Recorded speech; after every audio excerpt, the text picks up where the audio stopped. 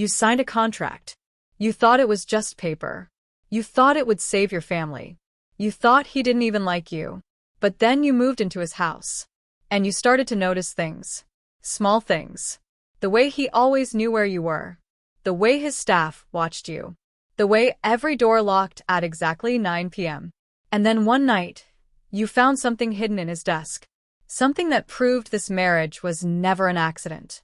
So tell me who really chose who. My name is Lena Marsh. And I need to tell you something I've never told anyone. Not my best friend. Not my mother. Not even the therapist I saw for 3 weeks before I couldn't afford her anymore. I need to tell you about the year I became someone's wife. Not out of love. Out of desperation. It started on a Tuesday. Tuesdays are supposed to be boring. Unremarkable. Just another day in the middle of the week where nothing important happens. But that Tuesday, I sat in a hospital waiting room with $17 in my checking account and a letter from the bank folded in my coat pocket. My father was in room 412. Lung failure. Second time in 8 months. The doctor had walked out 20 minutes ago and said words like long-term care facility and significant financial commitment, and I just kept nodding. Kept nodding like I understood.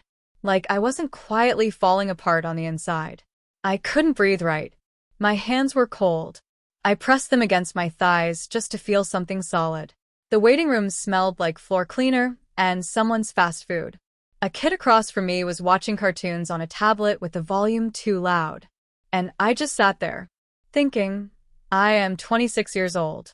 My father is dying. And I have $17. That was the moment my phone buzzed. Unknown number. I almost didn't answer. But something made me. Miss Marsh. The voice on the other end was smooth. Professional. Like someone who had never once panicked in a waiting room. My name is Daniel Reese. We haven't met. But I believe I have a solution to your current problem. I stood up so fast my bag fell off the chair. Excuse me, who gave you this number? Your brother, he said. My brother. I hadn't spoken to Marcus in 4 months. What kind of solution? I asked. And he said, the kind that requires a wedding ring. I should have hung up. I should have walked out into the parking lot and called Marcus and screamed at him and said absolutely not. But I didn't. Because the doctor was walking back toward me. And I could see by his face that the news had gotten worse. We met 3 days later. A restaurant I could never afford on my own. The kind of place with no prices on the menu and everyone speaks in quiet voices like they're in a library. I wore my best dress. Navy blue. I'd bought it 2 years ago for a job interview. The hem was slightly uneven and there was a small stain near the left hip that I'd tried to cover with a safety pin and a prayer. I was early. He was earlier. Daniel Reese was not what I expected. I don't know what I expected, honestly. Some old man. Overweight. Desperate in his own way. He was none of those things. He stood when I walked in, which nobody does anymore, and he was tall. Dark hair. Sharp jaw. The kind of face that looks like it was designed to make people uncomfortable. He wore a charcoal suit and no tie, and he looked at me the way people look at something they've already made a decision about. That should have been my first warning. Lena. Not Miss Marsh. Just Lena. Like he already knew me. Mr. Reese, I said. Daniel. He gestured to the seat across from him. Please. I sat. My hands were in my lap. I was gripping my own fingers. He poured water for me before I could reach for it myself. You're nervous, he said. You called me out of nowhere and offered me a marriage contract. I said. Most people would be nervous. Something moved across his face. Not quite a smile. Fair, he said. The waiter came. Daniel ordered without looking at the menu. I ordered the cheapest thing I could find and hated myself for it. Then he laid it out. Clean. Direct. No emotion. He needed a wife. Not for love. For optics. For the board of his company, Reese Industries, a real estate empire worth somewhere in the billions, who had a morality clause in their shareholder agreement. Marriage projected stability. It projected commitment. It would shut down a hostile takeover attempt from a man named Victor Cole, who had been circling Daniel's company for 2 years and using Daniel's bachelor status as leverage. The contract would last 1 year.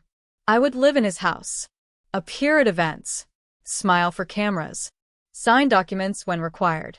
In exchange, my father's medical bills, all of them, paid in full, a monthly allowance, and a one-time payment at the end of the year. The number he wrote on the small card he slid across the table made my stomach drop. "You're serious," I said. "I'm always serious," he said. I looked at the card. I looked at him. "Why me?" I asked. He picked up his water glass. "Because you're uncomplicated," he said. I didn't know what that meant. I should have asked. Instead, I said, "I need a week to think." "You have 48 hours," he said. He said it gently. That was the strange part. He said it like he was doing me a favor that I called Marcus that night. He picked up on the first ring, which meant he was waiting for me to call, which meant he already knew what Daniel had offered me. "You talked to him?" I said. "Lena." "Marcus. You sold my phone number to a billionaire and didn't tell me." "I didn't sell anything. Daniel and we know each other. From a business thing 2 years ago. He mentioned he was looking for someone and I thought, you thought you'd volunteer your sister." Silence. "He's not a bad man," Marcus said. "I wouldn't have given him your number if I thought he was dangerous." Dangerous. That word just sitting there between us. I stared at my ceiling that night. The apartment was cold. My radiator had been broken for 3 weeks, and the landlord wasn't returning calls. I thought about my father's face the last time I'd seen him. I thought about the number on that card. At 2 a.m., I sent a text to the unknown number. "I have conditions." He replied in 4 seconds. "Name them." Asked for a private room. Autonomy. No physical expectations that had to be in writing. The right to leave with 24 hours notice if anything felt unsafe. He agreed to everything. Every single condition. Within the hour, he'd sent over a 40-page contract via email. I read all 40 pages. At 4 in the morning I signed. And I told myself, it's just business. 1 year. Then you walk away. But here's the thing about contracts. They can't protect you from what isn't written down. His house was not a house. It was a statement. A glass and steel structure set back from the road in a private neighborhood outside the city. 6 bedrooms. A library. A pool that was heated even in November. A kitchen larger than my entire apartment. A woman named Gloria met me at the door. She was the housekeeper. 50s. Silver hair. Warm face. She showed me to my room on the east wing, second floor, corner room, and told me breakfast was at 7 and dinner at 7:30 and that Mr. Reese preferred quiet in the mornings. "Preferred quiet," I repeated. "He runs at 5 a.m., Gloria said. He's usually in his office by 6:30. He won't bother you before 8. Bother. Interesting word choice. My room was beautiful, honestly. White walls. A window seat overlooking a garden that was dead for winter, but you could imagine what it looked like in spring. An ensuite bathroom with heated floors. A closet full of clothes that weren't mine. All in my exact size. That part made my chest tighten. I stood in that closet running my fingers along the hangers. How did he know my size? I told myself, Marcus probably told him. That's all. I told myself that 3 times. Then I went to bed. And at 3 a.m., I heard footsteps in the hallway outside my door. Slow. Deliberate. They stopped outside my room. I held completely still. 1 minute. 2 minutes. Then they moved away. I didn't sleep again until dawn. 3 days into living there, Daniel came to find me. I was in the library. I'd found it by accident. A room on the ground floor behind a door I thought was a closet. Floor-to-ceiling shelves. A fireplace. Afternoon light through tall windows. I had taken a book without asking. I felt guilty about it. He appeared in the doorway like he already knew where I'd be. "You like to read," he said. "Is that a problem?" No. He walked in. He moved quietly for someone that tall. This room was my mother's. I looked up. "She passed," he added. No emotion in his voice. Just information. 8 years ago. The room's been closed since then. "I'm sorry," I said. "I didn't know. I'll stay out of." No. He said it quickly. Stay. Use it. A pause. She would have liked that. He said it like he hadn't planned to say it. Like it just came out. I didn't know what to do with that. We stood in awkward quiet for a moment. Then he said, I need to explain how this works. The public side. Back to business. Fine. He sat in the chair across from me, crossed one leg over the other, looked at me steadily. We'll need to be seen together twice a week, minimum. Dinners. Events. One weekend a month we may need to travel. Okay. The staff has been briefed. They know the arrangement is private. They'll speak about us as a normal couple to anyone outside the house. Okay. I have a gala in 2 weeks. Board members. Press. It will be the first major appearance. We'll need a story about how we met. What story do you want? He thought about it. The truth is useful sometimes, he said. We can say we met through mutual connection. Got to know each other quietly. Didn't want attention. That's mostly true, I said. Yes. He almost smiled. Mostly. And there it was. That almost smile. It did something to my stomach that I immediately ignored. One more thing, he said. He stood. He reached into his jacket pocket and pulled out a ring box. He handed it to me. I opened it. A ring. Oval diamond. Delicate gold band. This was my mother's, he said. My head came up fast. Daniel, I can't wear your. Please. His voice was quiet. I'd like you to. I looked at him. He was looking at the ring. Not at me. There was something in his face that I couldn't quite read. Something that made him look, just for a second, like a person who had lost something a long time ago and never quite found it again. I put the ring on. It fit perfectly. Of course it did. The gala was 2 weeks later. I wore a gown that Gloria had helped me choose, deep green, off-shoulder. My hair was up. I had a small earring in each ear and Daniel's mother's ring on my left hand. When Daniel saw me at the bottom of the stairs, he went very still. You look, he stopped. Does it work? I asked. For tonight? Yes, he said. It works. He offered me his arm. We walked into that gala like we'd been doing it for years. And here's the strange thing. It wasn't hard. He guided me through rooms with a light hand at the small of my back. He introduced me. He laughed at the right moments. He pulled my chair out. He leaned over occasionally and said something quiet just to me. Little warnings, like the woman in the red dress is the CFO. She's not friendly, or don't take anything Victor Cole offers you. Not even water. Victor Cole. I saw him across the room twice that night. He was in his late 50s. Silver-haired. Handsome in a way that had probably worked well for him. He looked at Daniel the way a chess player looks at the board, calculating. Cold. And then he looked at me. Once. Just once. And he smiled. The smile meant something. I didn't know what yet. On the car ride home, Daniel and I sat in silence. Then he said, You did well tonight. Thank you, I said. Another silence. He was watching you, Daniel said. Cole. I noticed. Don't speak to him. At any event. Under any circumstances. I turned to look at him. Why? His jaw tightened slightly. Because I'm asking you not to. We pulled into the driveway. He got out first.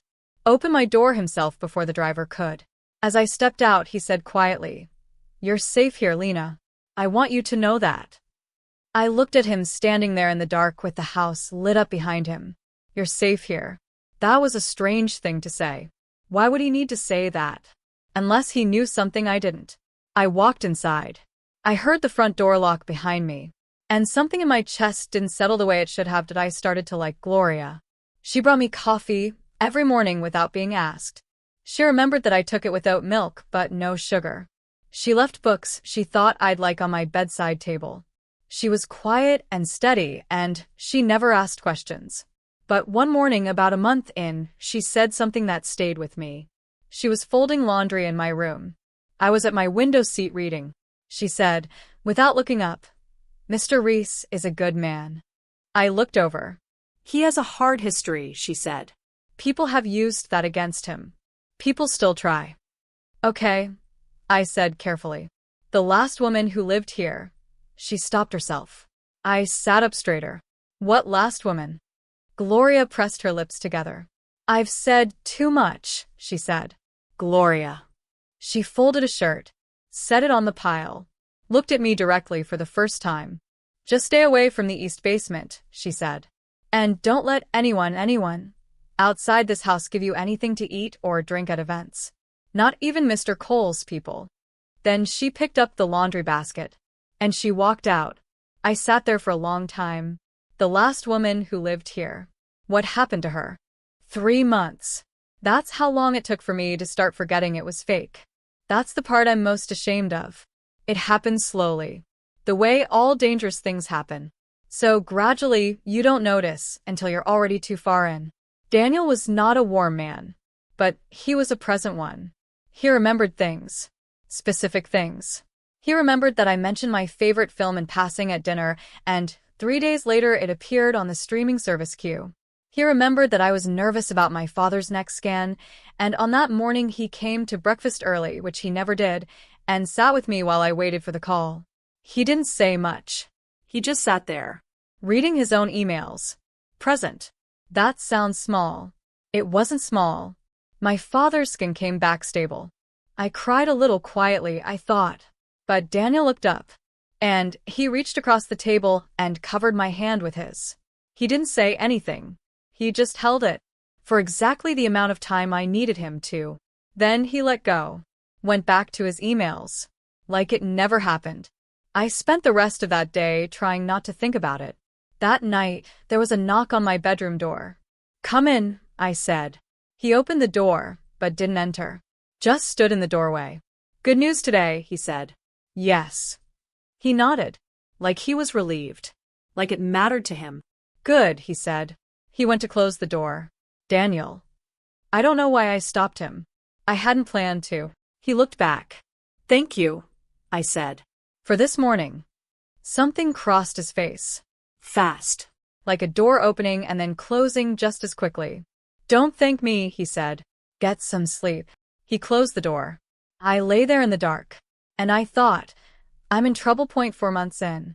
We were at a charity event, a museum fundraiser on the north side of the city. Expensive drinks. Art on every wall. The kind of crowd where every conversation is actually a negotiation. Daniel had been pulled aside by his CFO. He'd given me that look, the quiet I'll be right back look, and moved away.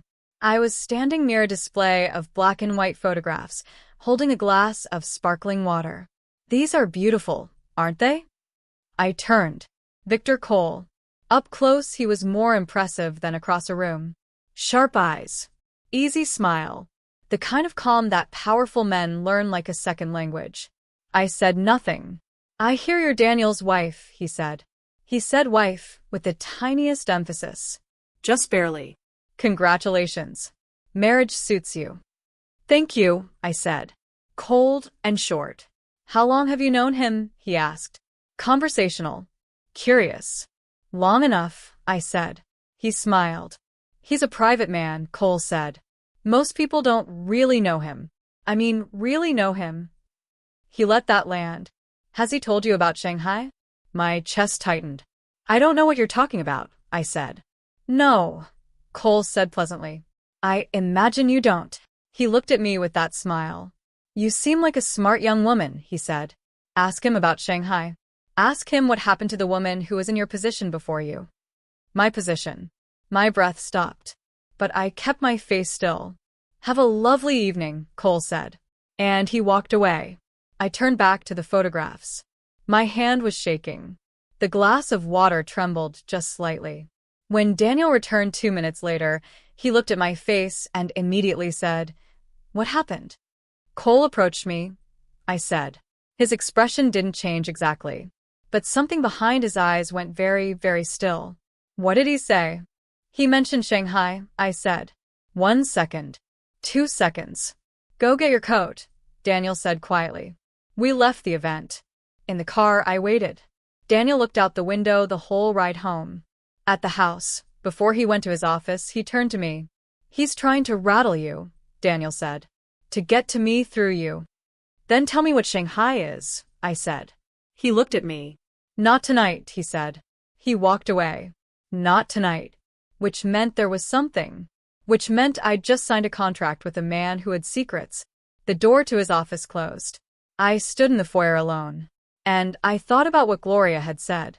The last woman who lived here, that I'm not proud of this. But I need to be honest. 3 days after the Cole encounter, when Daniel was at the office and Gloria had gone to visit her sister, I searched the house. Not his office, that was locked. But I went through every other room. I don't know what I was looking for exactly. I found the east basement first. Gloria had told me not to go there. So, of course, I went. It was unlocked. Just a basement. Finished. Concrete floors. Shelving units, with labeled boxes. Old furniture under dust sheets. A wine rack. Nothing alarming. But in the corner, behind a shelving unit I had to move, I found a door. Small. Painted to look like part of the wall. Easy to miss. Locked. A small keypad lock. I stood there for a long time. I left. I went to the library and sat down and tried to breathe. It's nothing, I told myself. Old storage. Private things. People are allowed to have locked rooms. But I kept thinking about that door. And I kept thinking about the way Cole had said, ask him what happened to the woman who was in your position before you. That night at dinner I was quiet. Daniel noticed. You're thinking, he said. I think a lot, I said. About what? He watched me. I looked at him. About whether I can trust you, I said. He was silent for a moment. Probably not yet, he said. Not a denial.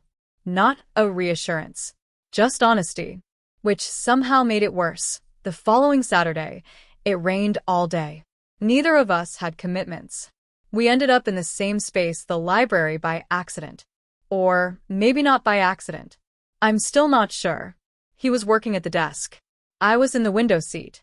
At some point in the afternoon, the fire had gotten low, and I got up to add another log. He got up at the same moment. We nearly walked into each other. He was closer than usual. A step away. Maybe less. He smelled like cedar and coffee and rain. He looked down at me. I looked up at him. Neither of us moved for a second. I've got the fire, he said. I know, I said. Neither of us moved. Then his hand came up slowly, and he tucked a piece of hair behind my ear. Like it was nothing. Like he'd done it 100 times. My heart was somewhere in my throat. Lena, he said quietly. Don't, I said. I didn't mean it. He could hear that I didn't mean it. He stepped back anyway. You're right, he said. He turned to the fire. I went back to the window seat. We didn't speak for the next hour. But when I looked up once, just once, he was watching me. And he looked away. I went to bed that night with my chest full of something I couldn't name. And I woke up at 2 a.m. to the sound of voices downstairs. Daniel's voice. And someone else. A woman's voice. I stood at the top of the stairs. I know. I was already too involved. But I stood there. The library door was slightly open. Light coming through. Her voice was low. Urgent. Upset. I caught pieces. You can't keep doing this. She doesn't know anything. Cole is getting closer. You have to. Daniel's voice. Quieter. I couldn't catch the words. Just the tone. Controlled. Careful. Then the woman said clearly, what if she finds a file? Daniel? What then? Silence. I didn't breathe. Daniel said something I couldn't hear. The woman said, she's not going to forgive you when she finds out the truth. More silence. Then the library door opened wider, and I backed up fast, pressed myself against the wall. I heard heels on the floor, moving toward the front door. The front door opened. Closed. Silence. I stood in the dark at the top of the stairs. What file? What truth? She's not going to forgive you. I went back to my room. I sat on the edge of my bed. My hands were shaking again. My chest was tight, and my mind was going fast, and I thought about the locked door in the basement, and the file the woman mentioned, and Marcus giving Daniel my number, and Cole saying ask him what happened to the woman before you. And then a worse thought. What if Marcus wasn't helping me? What if Marcus owed Daniel something? What if I was here not because Daniel needed optics? What if I was here because he needed me specifically? I sat with that for a long time. The house was very quiet. Too quiet. The next morning at breakfast I waited until Gloria had left the room. Then I said, "Who was the woman here last night?" Daniel looked up from his phone. His face didn't give anything away. "My lawyer." "At 2 in the morning?" "Legal matters don't respect business hours," he said. "What were you discussing?" "Client privilege," he said. A slight edge now. "She mentioned a file," I said. He set his phone down. He looked at me directly. "How much did you hear?" he asked. "Enough to know there's something you're not telling me," I said. "The contract doesn't require honesty." "I understand that. But Daniel," I stopped. "I have to live here. I have to sleep in this house. I have to wear your mother's ring and stand next to you in front of cameras and pretend. And if there's something I should be afraid of, I need to know." Long silence. His eyes moved over my face. "You're not afraid," he said. "You're angry." "Both," I said. Something shifted in him. Something subtle. "After the quarter ends," he said, "I will tell you everything." "The quarter ends in 6 weeks," I said. "Yes. And until then?" He reached across the table and picked up his phone again. "Until then," he said, "trust that I would not let anything happen to you." He said it like a promise. He said it like he meant it. The terrifying part was, I believed him. I called my brother. He answered on the 3rd ring. "Hey," he said. "How are you? How's Dad?" "Marcus, why did you really give Daniel my number?" Silence. "I told you. I thought." "Don't," I said. "I'm not stupid. And I'm not going to be angry. I just need the truth." A long pause. "He came to me," Marcus said finally, "about 8 months before he called you. He'd been doing research, finding someone for the contract position. His people had drawn up a short list." My chest dropped. "I was on the short list?" I said. "You were at the top of it," Marcus said. "Lena, I know how that sounds. But his people had run background checks, completely legal background checks, and out of everyone, you fit the most criteria." "What criteria?" I said. "What does that mean?" Marcus hesitated. "He never told me exactly. He said you were the right fit. He said he'd take care of you." "He chose me specifically," I said. "Before he ever met me." "Yes," Marcus said quietly. I sat with that. "He knew about Dad," I said. Not a question. "Yes." "He knew we needed money." "Yes." "And he came to you, knowing that I would probably say yes." "Lena, answer me." "Yes," Marcus said. "I think so." I hung up. I sat in my car in the parking garage of the hospital where I'd just visited my father. And I thought about the closet full of clothes in my size on the day I arrived. And the ring that fit perfectly. And the way Daniel had said, "You're uncomplicated." He hadn't meant easy. He'd meant, "I already know everything about you. You have no secrets from me. You won't surprise me." He'd chosen me. Not randomly. Not through Marcus. He'd built this from the beginning. The question was, why me specifically? What was it about Lena Marsh that a billionaire needed badly enough to engineer an entire situation around? I drove home. His home. I walked in the front door. He was in the foyer. Like he was waiting. And I looked at his face. And I said, "You knew my father was sick before Marcus told you." He didn't deny it.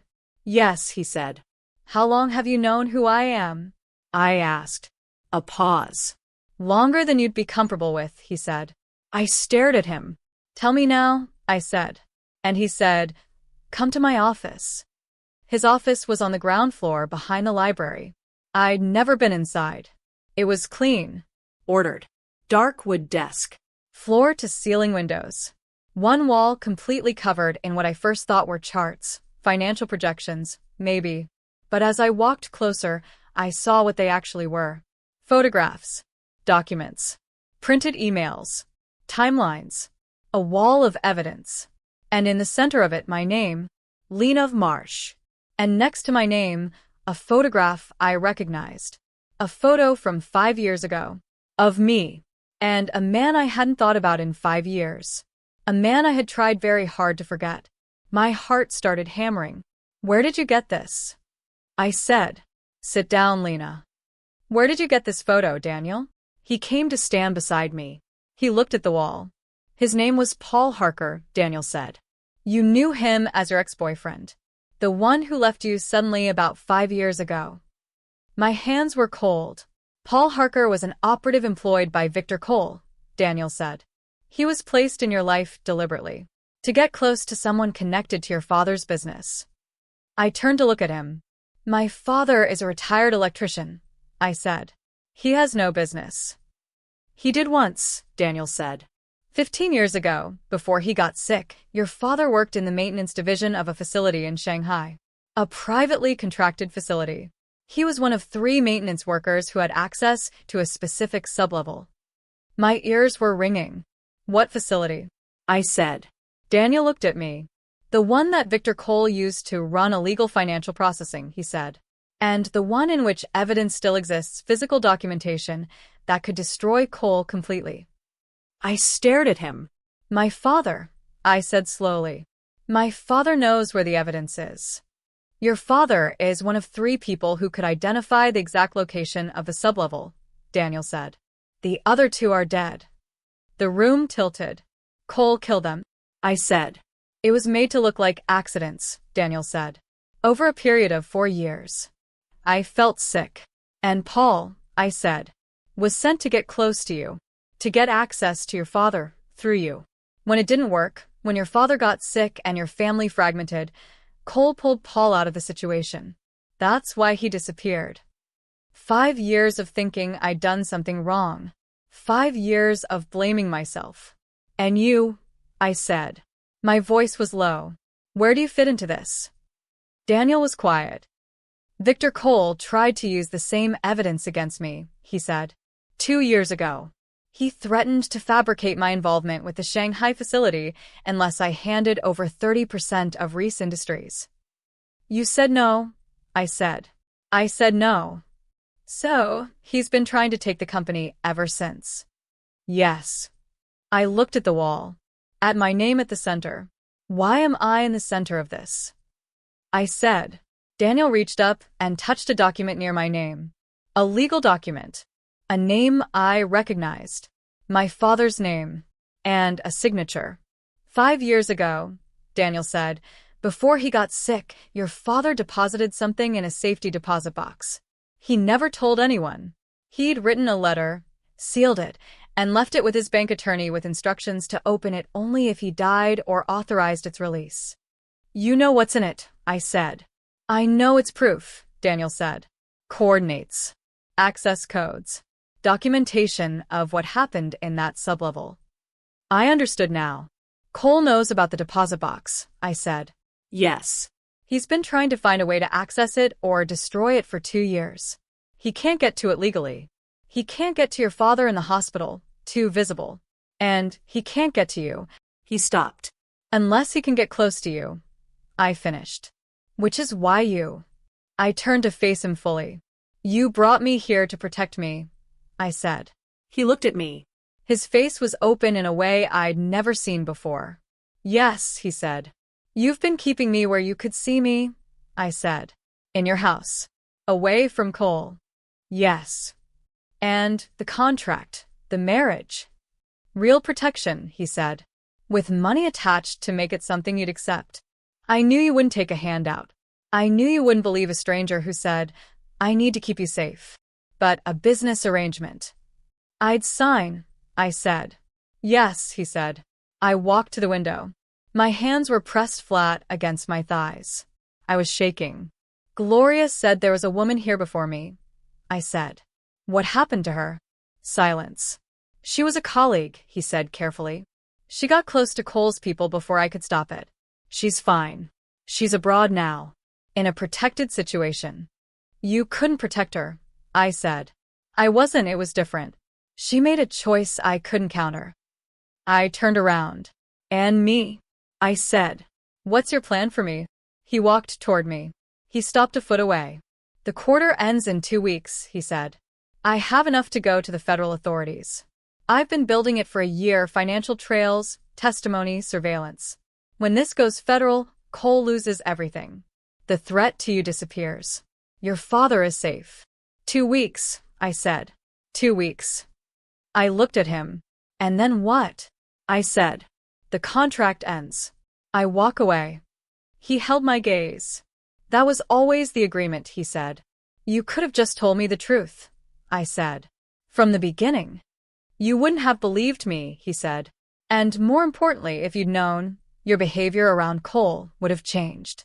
He would have known you'd been briefed. It was safer for you not to know. I thought about that. I hated that it made sense. I'm angry, I said.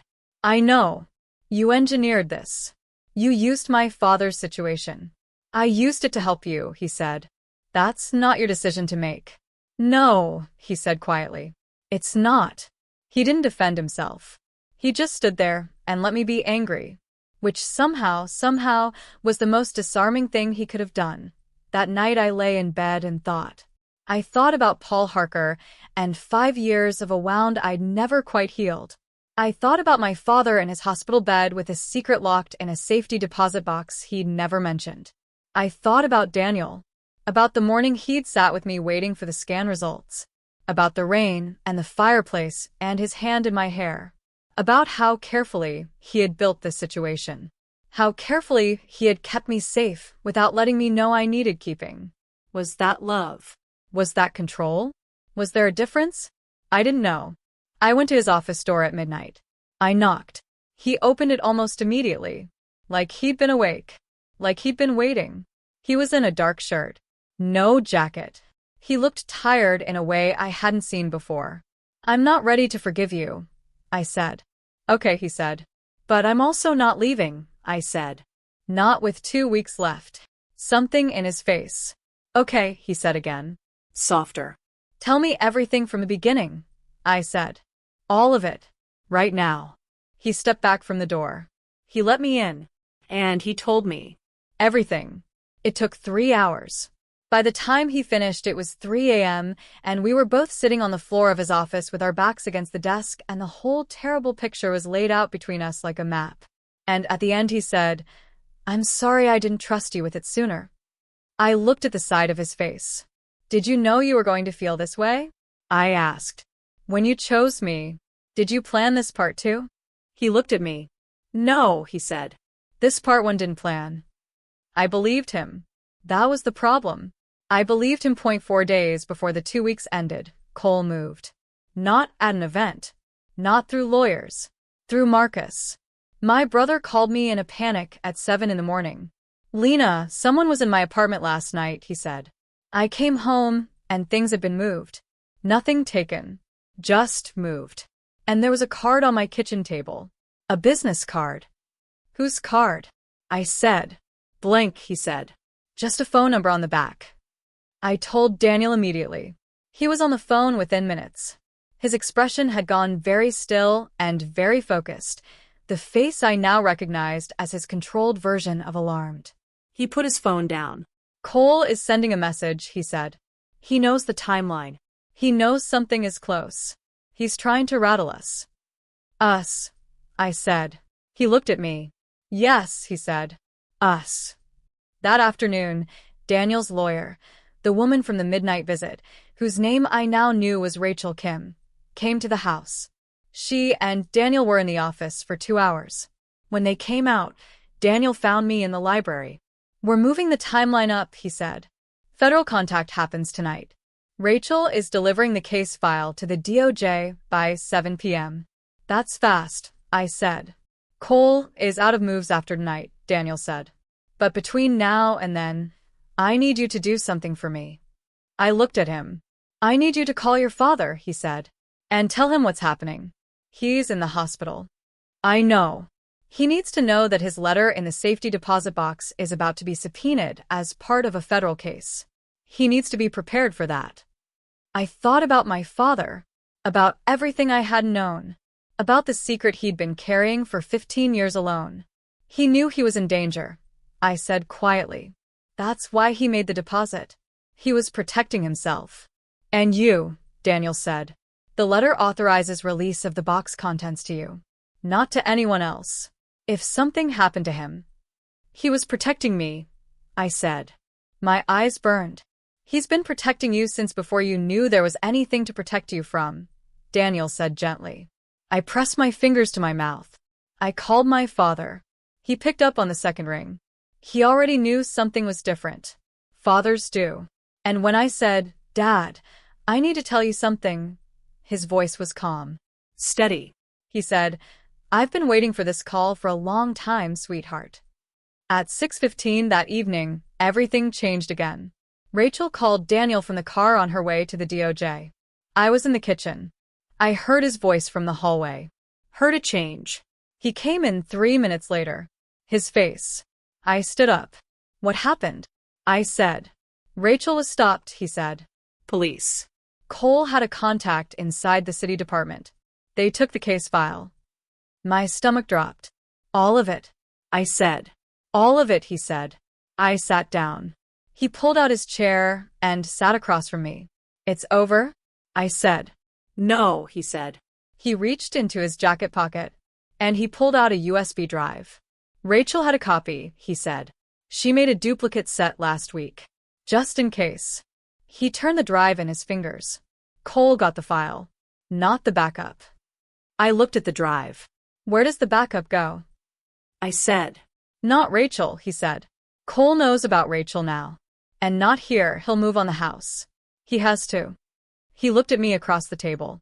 Lena, he said. And I understood. Me, I said. You're not on anyone's radar as a carrier, he said. Not officially.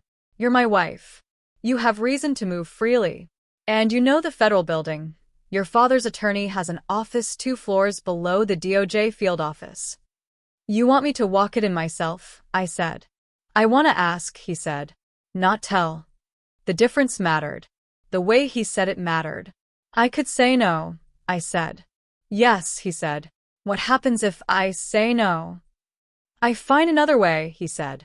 It takes longer. Cole has more time. I looked at him. And if I say yes? I said. Then I drive you to the building, he said. I wait outside. You walk in alone. You hand it to a man named Fletcher, DOJ contact. I'll give you his name and office number. You walk out. I bring you home. And Cole? Cole is finished by midnight, he said. I took a breath. I thought about my father's voice on the phone 2 hours ago. I've been waiting for this call for a long time, sweetheart. I held out my hand. He placed the drive in it. Tell me Fletcher's office number, I said. He drove me. We didn't talk much. At the building he pulled to the curb and put the car in park. I had the drive in my coat pocket. My hand was on the door handle. Lena. I looked at him. He was looking straight ahead. Both hands on the wheel. When this is done, he said. When Cole is done. The contract. I want you to know. It doesn't have to be. He stopped. Started again. I don't want you to feel like you have to leave, he said. When the year's up. I want you to know that. I looked at his profile. The jaw. The tension in his hands. A man who engineered situations for a living. A man who planned 5 moves ahead of everyone. Sitting here telling me something he clearly hadn't planned to say. Okay, I said. I got out of the car. I walked into the building. The lobby was marble floors and security desks and the echo of professional footsteps. My heart was beating in my ears. 4th floor. Room 412. Fletcher. I got in the elevator. I pressed 4. The doors closed. I reached into my pocket and touched the drive. And then my phone buzzed. A text. Unknown number. We have your father. Bring the drive to the parking structure on 9th. You have 15 minutes. The elevator doors opened on 4. I stepped out. I didn't move for 10 seconds. My whole body was cold. I thought very fast. Cole's message meant one of 2 things. He was bluffing, trying to get me to bring the drive to him directly because he couldn't get into this building.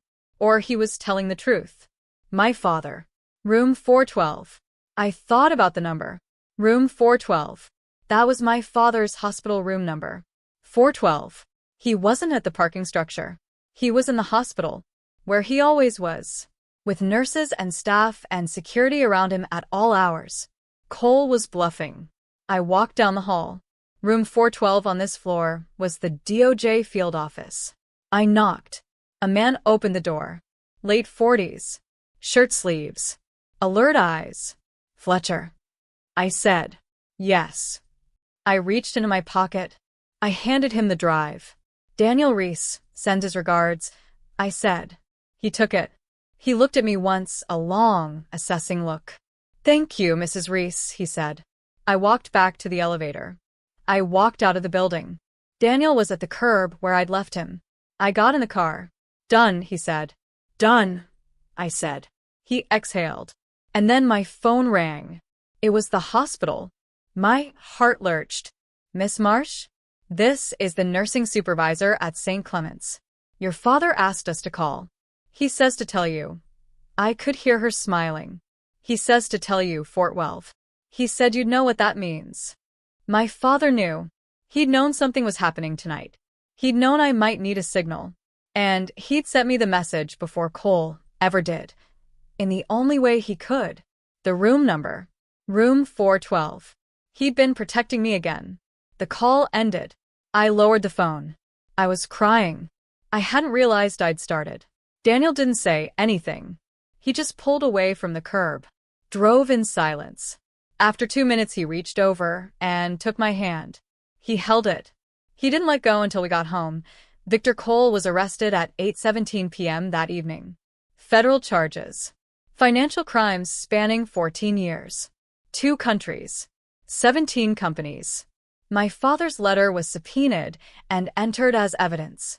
My father, who had carried that secret for 15 years alone in the quiet dark of his illness, was cleared. Acknowledged as a witness, not a participant. Protected. He was moved to a better facility 3 weeks later. Paid for entirely by Daniel. Not as part of any contract. Just paid for. I found out later. I confronted him about it. He looked at me across the dinner table and said, "You know why." And I did. The contract ended on the scheduled date. I stayed. Not because I had to. Not because I was afraid to leave. Not because I had nowhere else to go. Because when I looked at him across that table, this complicated, maddening, careful man who had built an entire situation around keeping me safe before I knew I needed it, I thought about the first day he'd shown me his mother's ring. The way he'd looked at it. Not at me. And I understood now what that look meant. He hadn't given me his mother's ring because it was convenient. He'd given me his mother's ring because it had been sitting in a box for 8 years waiting for someone he trusted. He had chosen me long before the contract. Not because I was uncomplicated. Because somewhere in a file of background checks and research notes, he had seen something in the small details of my life. The way I showed up for my father, the way I didn't ask for help, the way I kept going, and he had thought. Her. And I thought about that for a long time. And then I thought about how I hadn't left. Maybe we'd chosen each other. Maybe it had always already been written. I don't know. What I know is this. The house doesn't feel like a cage anymore. The door doesn't lock at 9 p.m. It was never the house that was locked. It was him. And he opened.